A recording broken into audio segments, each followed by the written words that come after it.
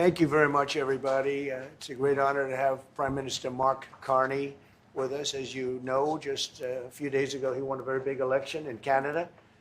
And I think I was probably the greatest thing that happened to him, but I can't take vote credit.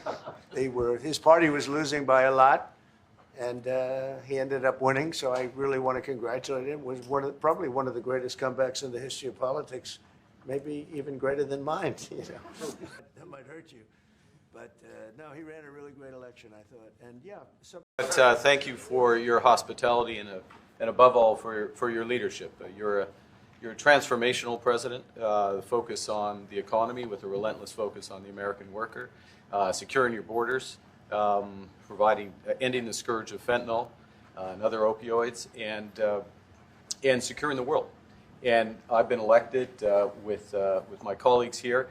With the help of my colleagues here, I'm going to spread the credit to transform Canada with a similar focus on the economy, securing our borders, again on fentanyl, much greater focus on defense and security, securing the Arctic and developing the Arctic.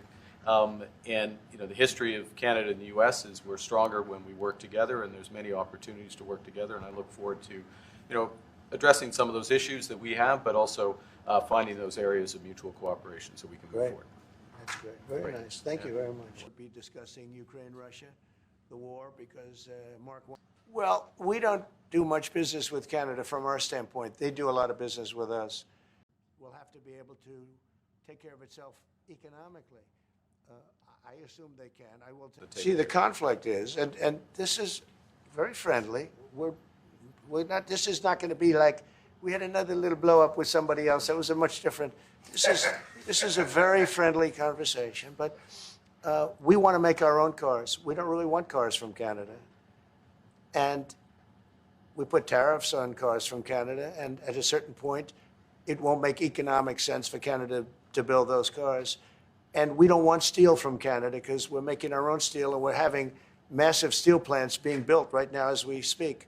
We really don't want Canadian steel, and we don't want Canadian aluminum and various other things because we want to be able to do it ourselves. The president has made known his wish about that issue for some time. I've been careful always to distinguish between wish and reality.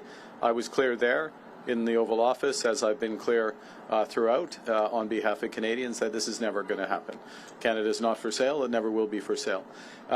Some things, as I said in the room, some things are never for sale. And he agreed with that.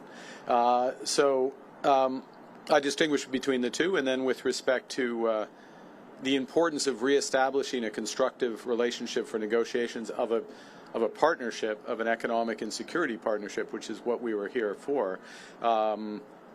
I look forward, not back, and I think we established a good basis today.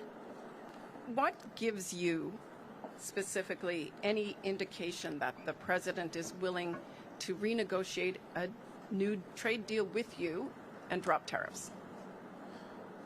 Apart from the fact that he said that he would, is willing to have that negotiation, I think that's the main thing. That doesn't presuppose the outcome of the negotiation. As I've emphasized, it's a complex negotiation. There'll be zigs and zags, difficult aspects to it. But the prospect is there. We discussed it in more detail.